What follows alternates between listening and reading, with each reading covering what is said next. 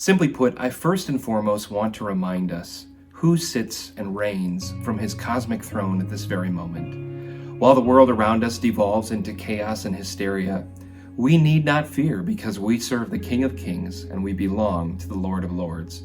While the world panics at the thought of death, we actually know the King who raises the dead.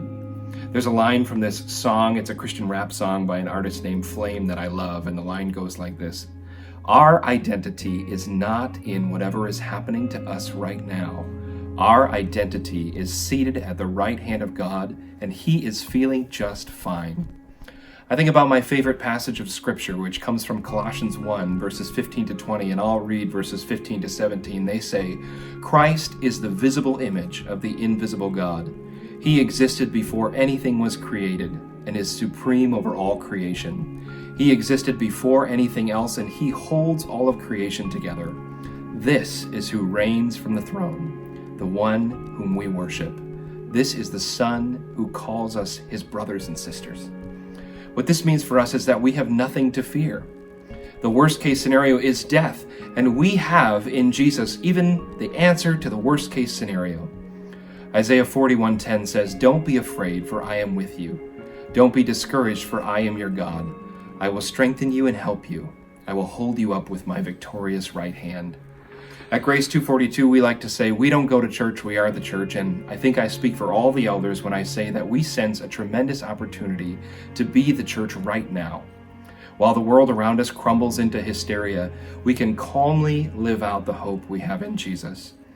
Christ launched the church as a movement of people who would live in contrast to the culture. We derive our name, Grace 242, from Acts 2:42, which describes this radical, countercultural way of living. This countercultural way of living is the opportunity at our feet right now. While the world around us goes into isolation, we can continue to live as a community of Jesus followers. Which prompts the question, what happens going forward?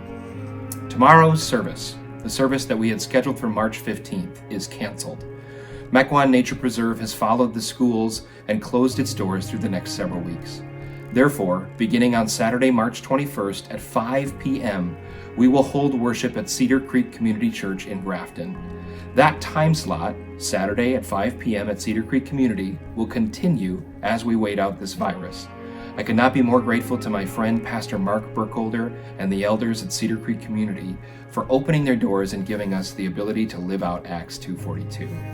That said, if you are uneasy about attending worship these next few weeks, you have our understanding, and we leave it to you to make the determination on whether or not to attend. Furthermore, if you are exhibiting any symptoms, please stay home. Lastly, gym, the congregational meeting scheduled for March 15th, coffee and donuts on Sunday morning, and communion are all temporarily suspended. I'll simply close my comments with a promise that meant everything to me when we were in the hospital for our son Colin's birth.